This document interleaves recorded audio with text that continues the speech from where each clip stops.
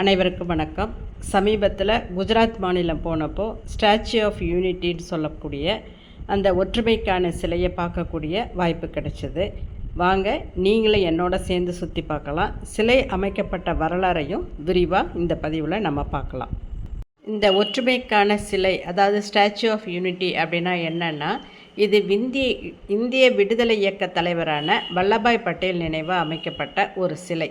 இந்த சிலை எங்கே இருக்குன்னா, குஜராத் மாநிலத்தில் நர்மதா மாவட்டம் கெவாடியான்ற ஊருக்கு பக்கத்தில் சர்தார் சரோவர்னு ஒரு அணை இருக்குது, டேம் இருக்குது.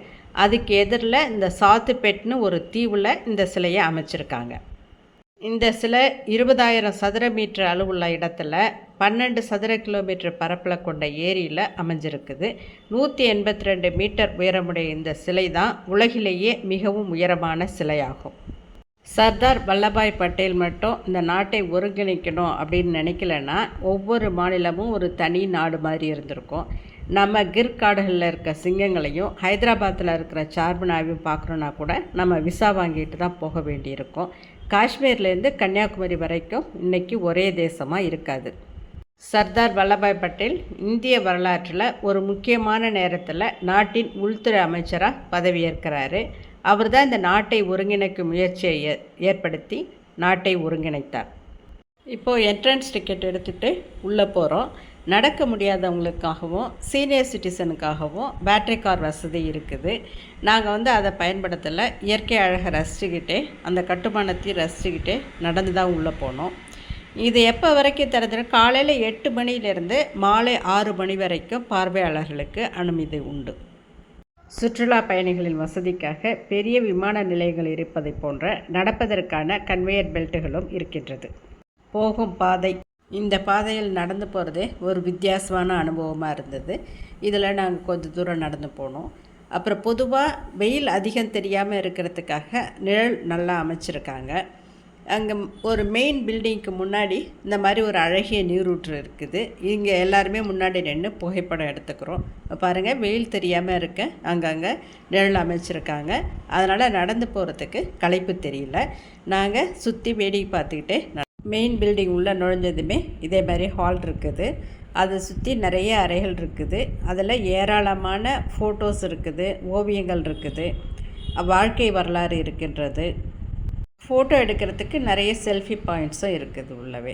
சர்தார் வல்லபாய் பட்டேலோட முகம் மட்டும் பெரிய அளவில் வச்சுருந்தாங்க இந்த இடத்துல. இப்போ மேலே அங்கே உள்ளே இருந்துகிட்டே இப்போ வெளியில் பார்த்தா வெளிப்புற தோற்றம், மலைத்தொடரும் அந்த ஆறும் நம்ம பார்க்க முடியுது. இதுக்கு மேலேயும் நமக்கு போகிறதுக்கு பர்மிஷன் உண்டு. அதுக்கு மேலே படியேறி போனோன்னாக்க நம்ம வல்லபாய் பட்டேலோட சிலை காலடிக்கே நம்ம போயிடலாம். வாங்க இப்போ பார்க்கலாம். இப்போ படியேறி மேலே வந்துட்டோம். இதில் படியேற முடியாதவங்களுக்கு எஸ்கலேட்டர் வசதியும் இருக்குது. பாருங்கள், நம்மளோட உருவம் எந்த அளவுக்கு சின்னதாக இருக்குது அந்த சிலையோட ஒப்பிடும்பொழுதுன்னு பாருங்கள். இப்போது சிலை முழுவதையும் ரசித்து புகைப்படம் எடுத்துக்கிட்டு இப்போது அதை சுற்றி நம்ம பார்க்கலாம். சைட் சீயிங் நல்லா இருக்குது. ஒரு இடமும் எந்த பக்கம் பார்க்குறது அப்படின்னே தெரியல. அந்தளவுக்கு எல்லா இடமுமே ரொம்ப அழகாக இருந்தது. சுற்றி அந்த மலை தொடரையும் அந்த ஏரி அணைகளையும் நம்ம கண்ணார கண்டு ரசிக்கலாம். இந்த சர்தார் சரோவர் அணையையும் நம்ம இங்கேருந்து ரசிக்க முடியுது. இந்த தீவுக்கு பேர் சாத்பேட் தீவாம். இங்கே ஏற்கனவே பழங்குடியின மக்கள் நிறைய இருந்திருக்காங்க. அவங்களுக்கு வேறு வாழ்வாதாரம் ஏற்படுத்தி கொடுத்து வேறு இடத்துல குடியமர்த்தி அதுக்கு பிறகு இந்த கட்டுமான பணியை தொடங்கியிருக்காங்க. லார்சன் அண்ட் டியூப்ரோ நிறுவனம் தான் இந்த கட்டுமான பணியை மேற்கொண்டு இருக்குது. சிலையை வடிவமைச்ச சிற்பியோட பேர் ராம் பி சுடர். இந்த சிலையை இரும்பின் மூலம் வடிவமைச்சிருக்காங்க. இந்த சிலையை வடிவமைப்பதற்கு தேவையான இரும்பு நாடு முழுவதும் உள்ள விவசாயிகளிடமிருந்து பயன்படுத்தாத இரும்பு உபகரணங்கள் மூலம் பெறப்பட்டிருக்குது. சுமார் 6 லட்சம் கிராமங்கள்லேருந்து 5000 டன்னுக்கு மேற்பட்ட இரும்பு சேகரிக்கப்பட்டிருக்கு. பாருங்கள் அணையோட எழிலான தோற்றத்தை. திங்கட்கிழமை தவிர மற்ற நாட்களில் மாலை நேரத்தில் லேசர் தொழில்நுட்பத்தை பயன்படுத்தி ஒளி மற்றும் ஒளி காட்சி நடத்தப்படுது. இந்த வண்ணமயமான லேசர் விளக்கு அமைப்பு சர்தார் பட்டேலோட வாழ்க்கை வரலாறு, சுதந்திர இயக்கத்திற்கு அவர் ஆற்றிய பணிகள் ஆகியவற்றை பற்றி அழகாக விளக்கத்தோடு சொல்கிறாங்க.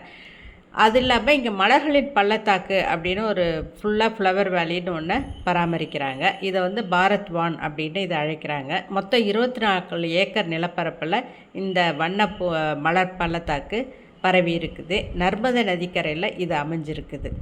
இந்த தோட்டத்தில் 300க்கும் மேற்பட்ட வகை பூக்கள் பராமரிக்கப்படுகிறது. மொத்தம் 22 லட்சத்துக்கும் மேற்பட்ட செடிகள் பராமரிக்கப்படுதுன்னு சொல்கிறாங்க. இந்த ஏரியில் படகு சவாரியும் மேற்கொள்கிறதுக்கு ஏற்பாடு பண்ணியிருக்காங்க. படகு சவாரி மூலம் நம்ம முழு நீர்நிலையையும் கண்டு ரசிக்கலாம். பசுமையான காடுகளால் நீர்நிலைகள் சூழப்பட்டிருப்பதையும் பார்த்து ரசிக்கலாம்.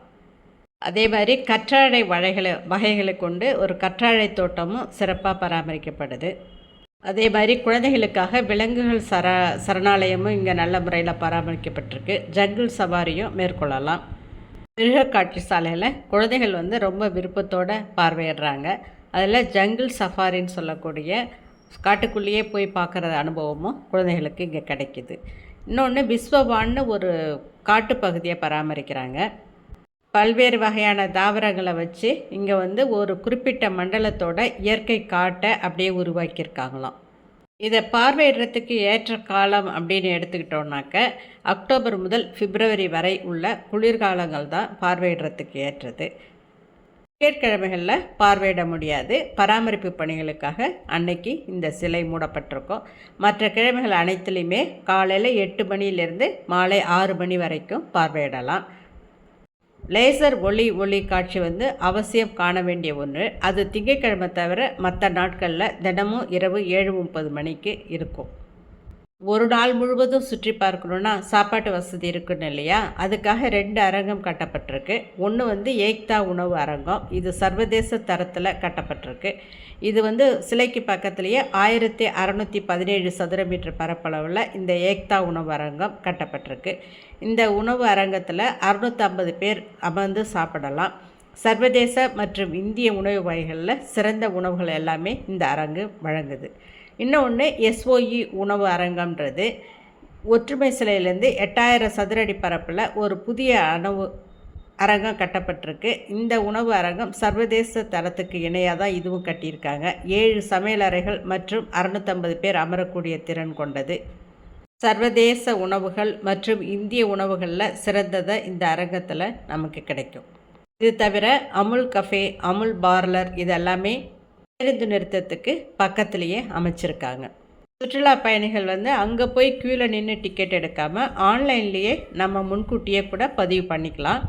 statueofunity.in அப்படின்ற வலைத்தளத்தில் உங்களுக்கு விருப்பமான நாள் மற்றும் நேரத்தை தேர்ந்தெடுத்து நீங்கள் வந்து முன்பதிவு பண்ணிக்கலாம். இங்கே ஒரு ஷாப்பிங் காம்ப்ளெக்ஸ் கூட அமைச்சிருக்காங்க. அதுக்கு பேர் வந்து ஏக்தா மால்.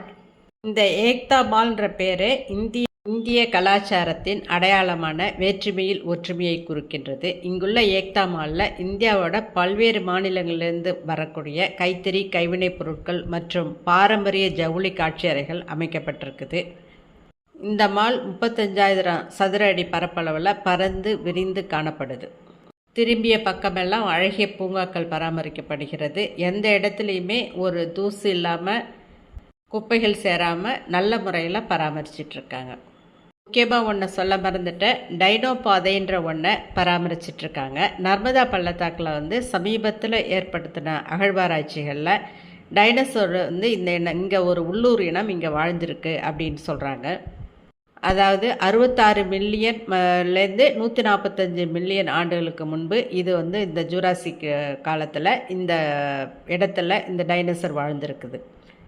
அதுக்காக தனித்துவமான கொம்போட கூடிய இந்த உள்ளூர் டைனோசரின் பிரதி உருவாக்கப்பட்டு பார்வையாளர்களுக்கு வைக்கப்பட்டிருக்கு. அதையுமே பார்த்து ரசிக்கலாம். இதையெல்லாம் சுற்றி பார்ப்பதற்கு ரோப்கார் வசதியும், அதாவது அந்த ஃப்ளவர் வேலி மேலெல்லாம் ரோப்காரில் போய் பார்க்கக்கூடிய அளவுக்கு ஏற்பாடு பண்ணியிருக்காங்க. எங்களுக்கு போதிய அளவு நேரம் இல்லாதால் எங்களால் அதை பார்வையிட முடியல. இதுக்கு எப்படி போகிறது அப்படின்னா, குஜராத்தில் வதோதரா வழியாக இந்த பாதை இருக்குது. NH8 செல்லுது.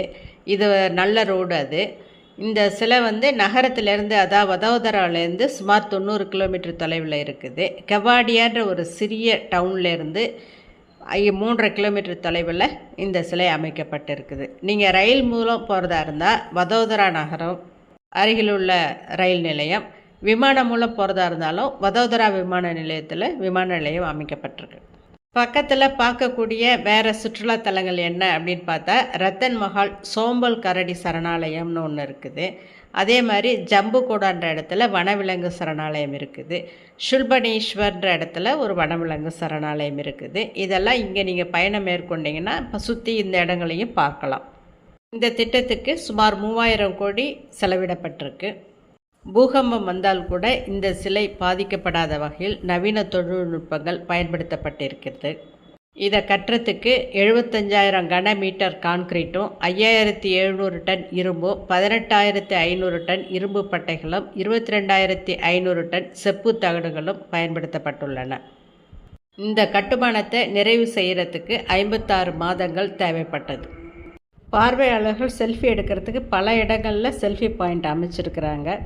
இங்கே ஆண்டுக்கு 25 லட்சத்துக்கும் மேற்பட்ட பார்வையாளர்கள் வருகை தர்றாங்களாம். இதனால் உள்ளூர்வாசிகளுக்கு வேலை வாய்ப்புகள் அதிகரிக்கிறதோட சுற்றுலாவாசியின் வருகையால் அவங்களோட வருமானமும் அதிகரிச்சிருக்கோம். இந்த பதிவு உங்களுக்கு பிடிச்சிருந்ததுன்னா லைக் பண்ணுங்கள், ஷேர் பண்ணுங்கள், சேனலை சப்ஸ்கிரைப் பண்ணுங்கள். நன்றி, வணக்கம்.